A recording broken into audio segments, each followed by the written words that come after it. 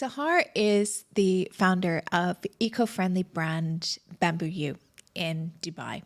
And I was one of Sahar's customers in the very beginning of her business. And I absolutely loved it when she joined Female Fusion because this woman not only has built a really beautiful eco-friendly business, but she has really mastered the game when it comes to her marketing and digital communications. And what I loved about my interview with Sahar is we got to have a bit of a deep dive on her secrets on how she's managed to do that, as well as get the inside track on how she set up and built her business. Welcome to the Women on the Rise podcast. I'm Jen Blandos, and I am so excited to share with you that for the next 30 days, I am introducing you to 30 of Female Fusion's members from around the world. They are going to share with you their stories of entrepreneurship, their highs, the lows, what inspired them to get into business, which I hope will inspire you along your entrepreneurial journey. Welcome to another episode of the Women on the Rise podcast. And this is our special edition of 30 female entrepreneurs from Female Fusion. And we're talking to our members to talk about how they got started in business, their highs, their lows, and everything in between. And today I am joined by Sahar Karoubi, who is the founder of Bambuyu. Bambuyu does bamboo toilet paper, tissues, and kitchen roll. And Sahar, welcome to the show. Thank you. It's a pleasure to be here. I'm so excited to have you because I am a customer. I think that's how we met in the beginning. Yeah, you were one of our very early customers. And I was like, Sahar, why aren't you in Female Fusion? I know. I wish I had joined much earlier because those first few months weren't fun. Yeah. Oh, it is so hard when you're first starting out. So I kind of gave away a little bit about what you do, but talk to people. Tell everyone what Bambuyu is, what it does, how you got started. Right. So Bambuyu is a brand of bamboo tissues based here in the UAE. And what's different about it is that it's made from tree-free pulp and it's packed in plastic-free packaging. It's also packed in beautiful packaging that you'll be proud to display. And it's a great conversation starter when it comes to sustainability. And we're just turning 2 this year. So that's quite exciting for us. So exciting. And I was saying to you, I love the packaging, that it actually looks pretty. And I actually have taken and put baskets in my bathroom and put the Bambuyu tissues because they've got really beautiful paper around them as well. I love that. Yeah. I mean, we knew we had to stand out from the crowd. We are a different tissue and, we have a very strong message and we want to communicate that to our customers.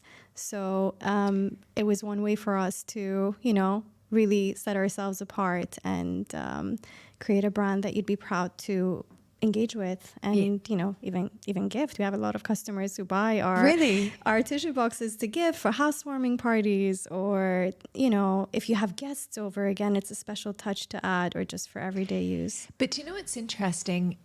In most countries around the world, it's really hard to find cool or pretty looking tissue boxes. Like they're all really horrible and ugly, and I actually really like yours because they're cool, funky sort of colors and designs as well. Yeah, absolutely. Like in my own home, I like my interior quite simple, and then I like to add pops of colors with, like little trinkets I've found when I travel, and Bambuyu gets to be part of that too. So, if we have like a plain table, you just pop a Bambuyu box on top. Yeah. So how did you get started? What made you want to go into the world of toilet paper? Yeah, it wasn't a childhood dream to start a toilet paper brand. So this was about 3 years ago. I had my daughter and I'd become a mom for a second time.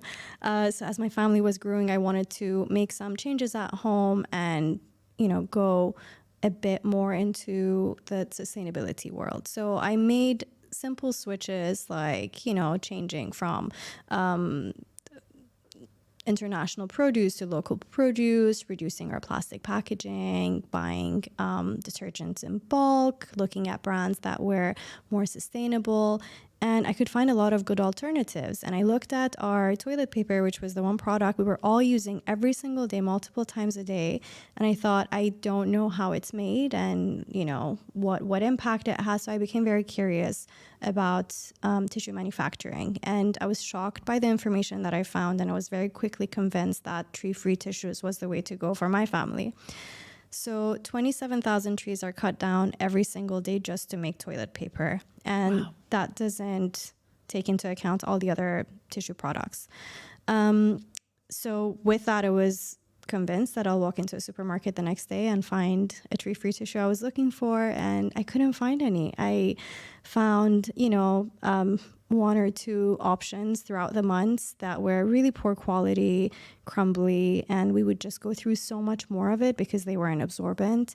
And I didn't think that you have to sacrifice quality for sustainability. I thought they can come together. So I decided that I was going to launch a brand that, brought really high quality, sustainable tissues into the UAE. And that's how Bambuyu was born. So you launched 2 years ago. 2 years ago. How did you find your first customers? How did you tell people about Bambuyu? It was friends and family first. So I think months before we launched Bambuyu, it took me a really long time. I think, with Female Fusion, I know you have workshop that like sets you off to go very quickly within a few weeks. You should have joined in the beginning. I know. I wish I knew. It took me a good, I think, 6 to 9 months before I had my product ready and I was in the market. And, I spent months and months just learning everything I could about toilet paper manufacturing, incorporating a business, the design side of it, the marketing. There's so many elements, and a lot of it was very new to me. My background is in digital marketing, so there were parts of the business that I was confident in, or I knew I had the right network. But then everything else was completely new. So within those 6 to 9 months, I talked a lot to friends and family, to friends of friends. I reached out to the extended network that I had. And, they say your most influential network is your friends of friends. So, yes. It might not be someone you immediately know, but, I would ask someone about, logistics, and they would connect me to, a person with like 30 years of experience in the field, and I would reach out to them, and that would just like set us right on that path. But it's incredible and I think we don't even realize when you set up a business just how much work you need to do to actually launch this product, especially when it is a product-based business as well. There's so many little moving pieces with it. Yeah, for sure. It was a challenge, and I think had I had access to the information in my career before, it would have been a lot more helpful. So, if I was in the manufacturing field but it just, as it turned out, it was amazing. And I think when you learn things from scratch at this age, in your 30s, you're a lot more focused on absorbing what you need to. But a lot of people say as well that one of the success factors for their business has been that they actually took the time to learn all of those different aspects of their business. They might not be doing all of it because you can't, but at least if they understand it, it enables them to make better business decisions. 100%. I think that was one of the most important decisions I made from the beginning, to not hire any staff. And, it was for various reasons. I wanted to keep the business lean. I'm also a control freak, so I wanted to be involved in a lot of the details that happened. But it also meant that I learned everything about everything. And now that we're hiring our first role, I know exactly what goes into that role. I don't need to Google what an operations manager needs to do. I've done that role. You've been the operations manager. I've been the operations manager, as well as the admin and the marketing manager, and everything else. So I think when it comes to going through those steps, I'll have firsthand experience in choosing the right profile, or knowing what exactly goes into it, or even hiring freelancers. A lot of the time I would talk to the freelancer that I'm hiring, and I'm like, I've done 50% of the work. You can take over the rest. It really isn't There's not a lot that I can't do today. Obviously, as we grow and there's more need for various expertise and R&D, I'll hire and I'll fill in those gaps. But And it's good that you know how to do it, Yeah. but then it's also good that you don't do it after a while because you need to work on the business. of course. I've had to take a step back from a lot of things. And Have you found that hard? I have. Yeah. I have. Like I stayed very close to transactions and customers, like individuals and businesses for the past 2 years.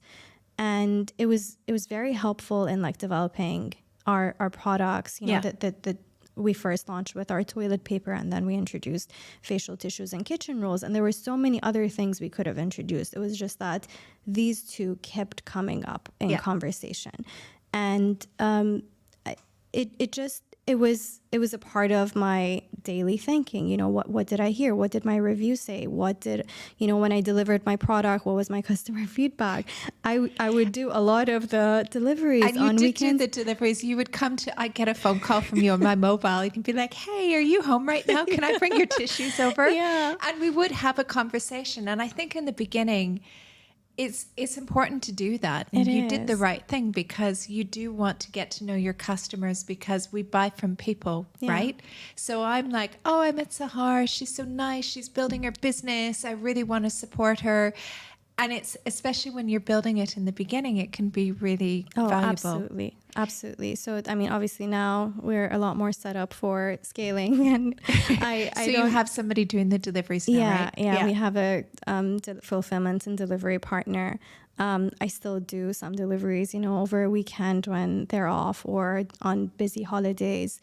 I do enjoy it, but obviously at some point you need to take a Yeah. step back. And I think there's sometimes, especially in my culture in the Middle East, you think, oh, it's not a nice thing for me to do that. Like maybe it won't be received well for a founder to go and deliver products. And I really enjoyed that, right? Yeah. It was just like a really nice part of the experience. But as we what were was building. the reception like? Did you find that you had interesting conversations with people? 100%. Like some people wanted to talk and I never wanted to impose, but I always left that door open. And, for every new customer who joins Bambuyu, my phone number and my email is there. So I always get email and feedback, whatever it is, about the service, about the product. Oh, we're looking for this thing. We're looking for subscriptions. Like, why don't you introduce this kind of product? I keep getting after you about subscriptions. I know, I'm like, just make it easier for me. I know, that's Just send it to definitely, me. that's in the pipeline. Perfect. Yeah. I'll be your first customer. Exciting. So you've done all of this. Now, one of the things that I have always noticed that you're very, very good at, and it explains so much when you tell me what your career was before you started Bambuyu, is your marketing is very good and your email marketing is very good. And I noticed even as well, your funnels are done very well too, that you're on top of that. So it makes sense that you've got the background in social media.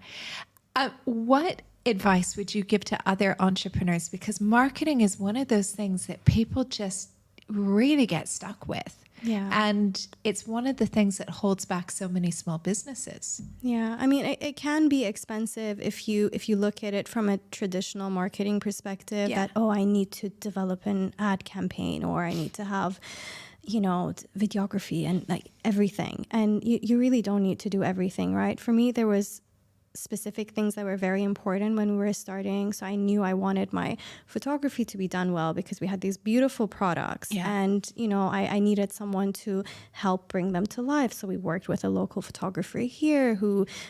But doesn't it surprise you? I find this really interesting that, I mean, you get it. Branding, photography, imagery is very important. Yeah. And I find it really curious when I see businesses that they invest so much money in doing everything else in their business, and then they cheap out on branding or they cheap out on photography. And I'm like, but you're letting that down, because by you having bad photos or terrible branding, that it just makes your product look cheap. Oh, 100%. And especially for us, like we're primarily a direct-to-consumer brand. That's how it was built. Like Bambuyu.com was where you could the only place you could get Bambuyu. Now we've always obviously rolled into some other channels. And that's how you experience us, right? The only way you can see what we're about and, you know, how do the products look and feel is by going through our photos or looking at our videos on our socials. So that's something that I invested in very early on. And I think as well that when you're new and you're kind of coming onto the market and you want to make a mark for yourself, that it's little things like that that can make you look so much bigger than what you are. And you want to look bigger than what you are in the beginning, because people look at it like, when I looked at it the first time, I didn't realize that it was just Sahar who was going to bring me my boxes of toilet paper, loo roll. And that you did that very well. And I really wish that message would get out to other business owners, that you invest in that. And it means you can charge more money as well. That I bet if you had terrible branding and not very good photos, that you probably wouldn't get half the price of what you're charging now. Yeah, because you get to learn about the story as well. It's not just, oh, it has nice colors. Like in those first few months, I worked a lot on, you know, what do I want people to take away when they see our product? Like when you pick up a toilet roll, on the back of it, you read our messaging and you understand the impact that you would have as well. Or even in our carton, which is not very fancy, you know, we wanted to go as low waste as possible.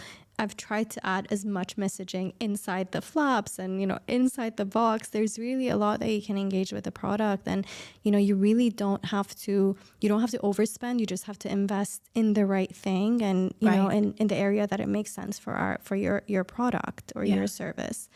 So that was really important. And email marketing, you brought it up. It's something that I feel not every business takes advantage of.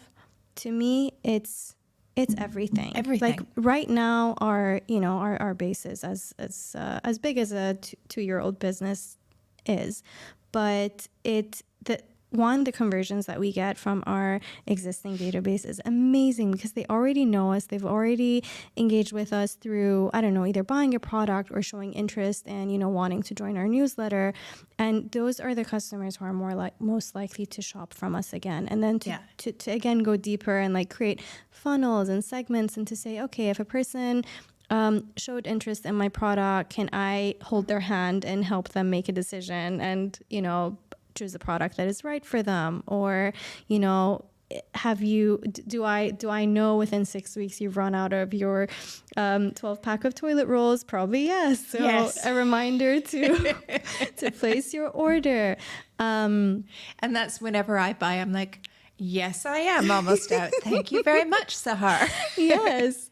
Yeah. But it is those things that are so important. And I noticed that even before I actually hadn't even met you, and I was a customer, and I was kind of following to go, oh yeah, she's on top of her funnels. Like the funnels are good, they're working. Yeah, you know, she's segmented me and knows, you know, this about me, and sending me the email at the right time, and that was really clever. Yeah. Now, how are you doing that? Let's talk about technical stuff. Yeah. You're using Shopify, right? I use Shopify, so my website is built on Shopify, and I built that myself as well. So there was no one who helped with it. It's not a fancy website, right? It doesn't need to be. And this is the thing as well. Like we had a question in our group in the membership. And I don't know if you saw this either. I saw that. I posted on it as well. Yeah. Like you can do it. Of course. And somebody was like, I don't know, should I go with Shopify or should I build a WordPress site? And I was like, don't waste your time with WordPress. Like all of these people say, you know, oh, if you go with WordPress, you own it, it's all of yours. And my view is, do you want to be paying somebody every single month to be making changes? Crazy. Like the coolest thing about Shopify, and also even Kajabi, the platform we use, I can go in and build anything and change anything whenever I want. Yeah, absolutely. And you're not relying on anybody. And I remember my previous business, I had a development company in London, that I used to have to, anytime I wanted something changed, I had to put in a request and it would take 7 to 10 days to be done. Yeah. Can you imagine? That's no. Like, you can't do that as a business owner. No. So Yeah. that's why I'm like, don't go Yeah, WordPress. Absolutely. And Shopify is incredible because you get to incorporate a lot of different apps into it as well. So Yeah. our email marketing, for example, I use Klaviyo for that. And there, I'm not a techie person. Like, by no means am I the person to get it on the first try. But these platforms are built for people like me and you who aren't techie, right? Yeah, you're busy. You probably don't have a tech background.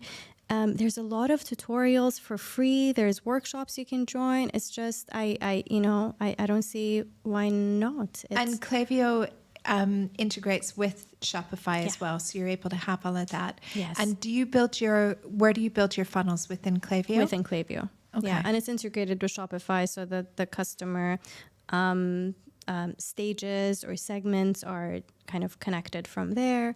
And so anybody who's listening to this who either has their business on Shopify or thinking about that, how easy is that to go and set up? Is that something that is going to take a lot of time and you're going to have to do a lot of training to work it out, or you can just I think you can do it within days, right? Like, I think if you're a perfectionist, or if you're looking for something very particular and customized, you can always like bring someone on to help you with those bits. But my recommendation would be to try it yourself first. There's free templates, there's tutorials that are it's all, drag and drop.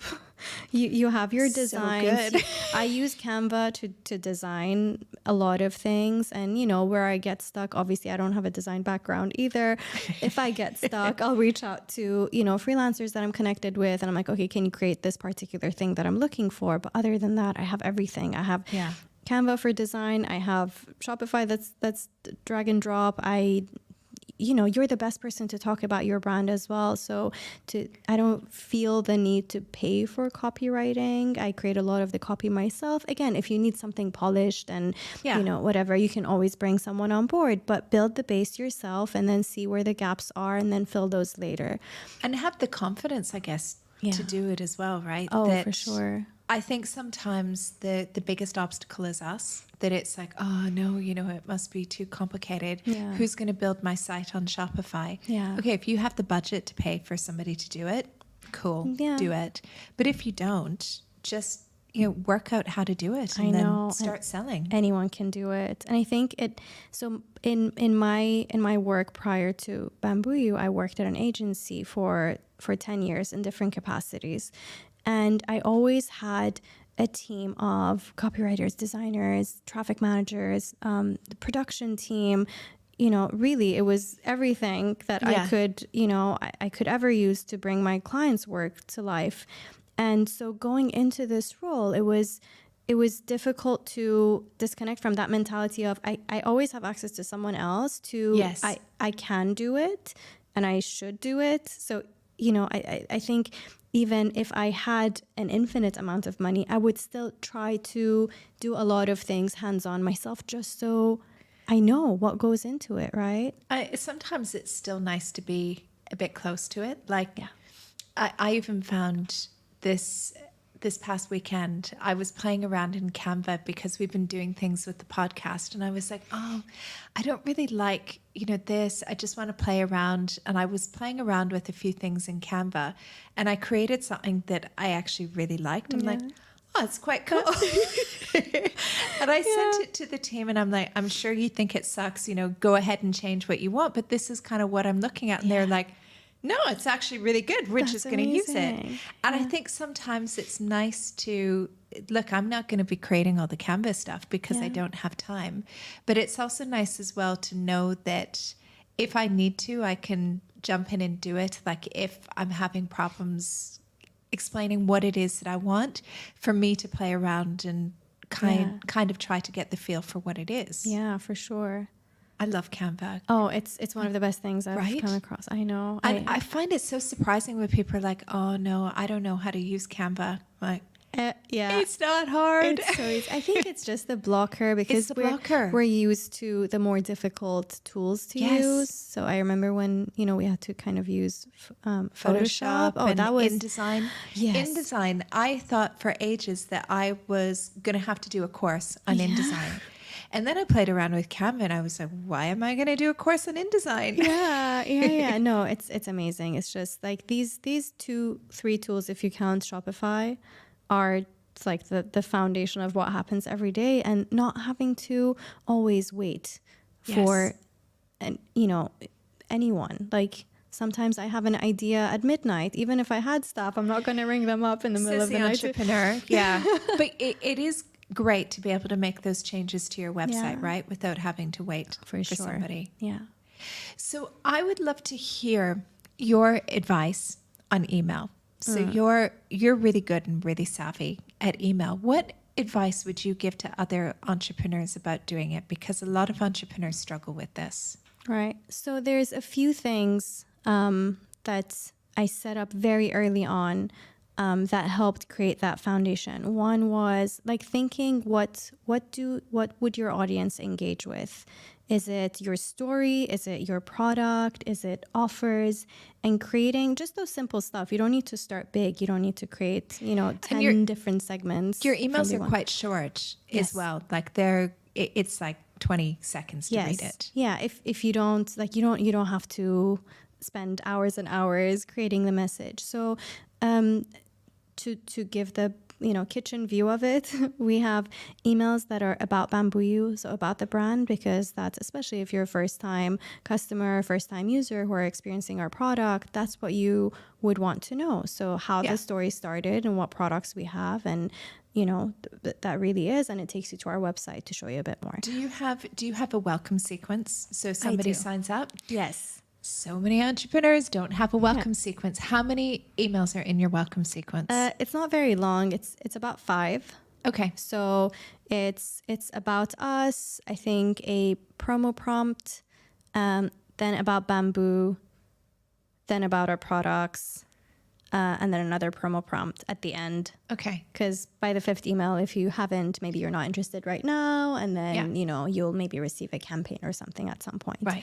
So that will be our welcome flow. We have our abandoned cart flow, which is also, if you have a Shopify platform, or if you have a shop, e-commerce shop, it's important. So if someone has put your products in their basket and they've forgotten or left it, there's a reason they have done it, right? Is it price? Is it time? Is it where can you fix it? So then coming up with those solutions to say, we're waiting here's for a reminder, you. we're waiting for you. Did you know we deliver next day? Did you know you can find us in these stores, or whatever? A lot of hand holding there as well.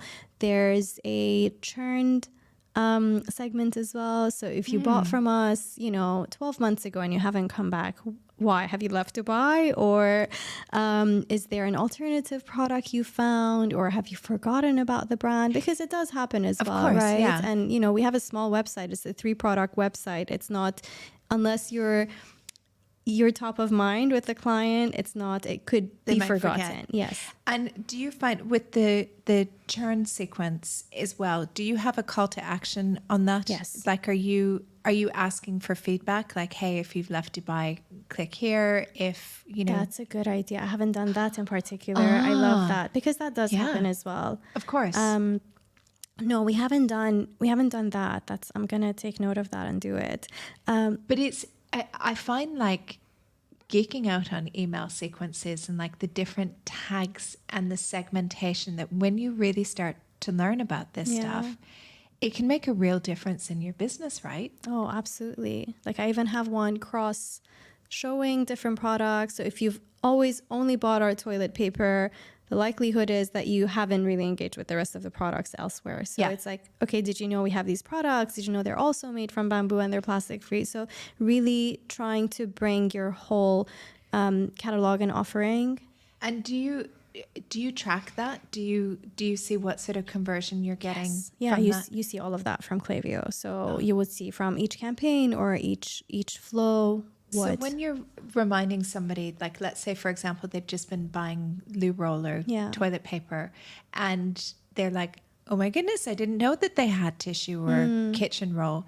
Do you see that when there's that reminder that the conversion is quite high, that people are like, oh, wow, cool. Yeah, Okay, I'll buy. it does. So listen, it's not all the time. It's not an automatic, oh yes, I didn't know, I'll do it. But it has good conversions. And if it isn't, a lot of the time it's because they're not ready to make that switch yet. Yeah. Because I think there's a lot of, especially in the tissue segment, there's a lot of brand loyalty. So you're used to certain things to be a certain way. Yeah. And there's also the perception that, you know, this product might feel different. So there are... Well, my view before I tried your product was that bamboo was like super hard because all the bamboo products that I had tried before, and I remember my husband getting cross with me and being like, will you stop buying this stupid eco-friendly stuff? Because we're very like everything in our house, and my husband gets a bit annoyed with me because I'm vegan and my daughter is vegan. And so for us, like we're very ethically vegan, and that goes through from like the clothes that we wear to the food that we eat to the cleaning products in our house. And we had a real kind of look at what we were having in our house, and even some of the eco-friendly brands, when you look in greater detail, are not as eco-friendly as what they should be. So we had this whole change up and clear up, and my husband was kind of like, oh, I don't know if it's good enough. And when I switched to bamboo tissues before it was yours, he was like, this is terrible. I'm not. And I remember one time hearing like, Jen, like screaming at me from the toilet. And he's like, what is this, that you bought? And so it was like, I was really pleasantly surprised at how good it was. Yeah, it's, that's how Bambuyu was born. We went through a phase of like clearing Your out. husband was doing the same thing. Yeah, I know. It's like, I don't want to. Like, there's always that resistance of, okay, I get it. It's better for the environment, but it's not good for me. And like things smell different and feel different. Right. And so, it was important to find a solution that felt soft and was absorbent, and it also means that you don't need to use as much. So our customers are a lot of the time surprised as well how long the toilet papers last. They last 2 to 3 times longer. So it's just very generous, but also like bamboo by nature is like an incredibly absorbent raw material. Yeah. And it's also, it grows fast. Oh, super fast growing. I remember I bought a house in London once and there was bamboo in the garden. You can never kill bamboo. Yeah. Oh, it grows out of like everywhere. Grows and grows and grows, and you cut it all down and you think it's gone. And then next week the bamboo is back and it's, 10 meters high. Yeah, that's what makes it very sustainable as well. Yeah. Because a lot of the time farmers are having to actually spend more time or effort or money to harvest the bamboo because it just grows so much. It will take over an entire plot. So it just means make use of it. Make use of it, exactly. So harvest it. You don't need to replant it. It just grows from all places that you don't want it to grow out of. And it's super. What's incredible is that it's stronger than steel. It's as soft as cotton. It's just, even for clothing fabric, it makes for the most incredibly soft. It just doesn't smell of anything. It's beautiful. It's such a beautiful raw material. And it's so great that you've introduced that to the market, because it is like, for me, who is super sustainable in everything, that I love being able to have access to that, because it wasn't like that before. So I think it's really cool. Yeah, it's made a change. Yeah. And as you grow the business, we've talked about the marketing, and I think even when I was talking to him, like, I think I need to get Sahar to do like a case study for our members even as well, because I think just sharing your experience is so useful, because oftentimes members are like, oh, that wouldn't work for me. Oh, I don't understand that. So I think that would be really useful to share that as well, because it shows if you are consistent. And I don't know if you have a plan. Do you send out so many emails in a week, or what's your strategy behind that? So we don't do more than 4 emails per month. Yeah. But then there are the flows. So the 4 emails are the campaigns, and then we've got the flows that would depend on, how you've engaged what your journey is. Yeah. So it could be more. And I feel like with email marketing, you really could do, I've seen brands do daily emails, and I continue to receive them. If it's a good email flow and it has useful information in it, go all in. Like I go through everything I get from Canva, for example, because and they do quite a lot as well. It just is things that you want to read and you want to engage with. Well, it's interesting that you're like me, that I subscribe to different funnels. I even sign up for courses sometimes because I want to understand that that's almost like training for me about, okay, so how does this email funnel work, and how many times, and if I click on this, what's going to happen? Very and curious, right? Just curious to see how other business owners do things, because we can always learn, you know, what works, what's annoying to me, and how can I use that? And it doesn't have to be the same product or service industry. I follow this drink, like a flavored water brand in the UK, and they do the coolest campaigns and flows, and it's just very inspiring, and it gets you thinking about what you can do for your brand. But I guess it just encouraging entrepreneurs to be curious, right? And to experiment and see what works, because what works for one type of business might not work for another. But what I find surprising is, well, not surprising, because we're human beings, right? And I think people are like, oh, I don't know if I want to email my list, maybe I'll email them once a month. It's like, no, they gave you their email address. And if they don't want, they'll unsubscribe. They'll unsubscribe, and you don't want them on your list anyways. So absolutely. Engage with your list. Oh, it's the most valuable list you'll have. Would you say, what I find in Female Fusion is our biggest conversions come from email, which is really funny because I hate email personally. But I you never guys do read my really good email. ones as well. I think it's it depends on the receiver. Yes. Is that information important to me? If Yes. so, I'll continue to open your emails. And if I feel like, no, I never receive emails from Female Fusion that says, join us. And I'm like, No. I've already joined. Yeah. It really is about me. Like, there's a workshop, there is this happening, or there are these women that you can connect with. Yeah. And it's always useful. So those are things that will continue to that's work. what comes down to segmenting, right? And Yes. we've done so much work on that over the past year. And it's funny, Julie, who takes care of all of our tech, and she works on that with me, is Julie and I will have a meeting every week. And I really enjoyed those meetings, because it's almost like geeking out about like, what automation can we do? How can we segment further? Do we need other tags? Do we need to change our tags? And when you think about it, because I'm like, okay, so we make those adjustments, and it makes it easier for us to communicate with people. And that's what we need to get better at as business owners, is really understanding the power of what your email list can do for you. Because if you think about it, you've spent so much acquiring that customer, right? Yeah. And to think that, okay, that's gone. They'll remember me. Like, no, there's like, people are busy. There are hundreds of other options for every product and service out there. How are you going to stay top of mind? How are you special? Like, you need to show off. And I think maybe as women, we feel embarrassed to show off and just be out there.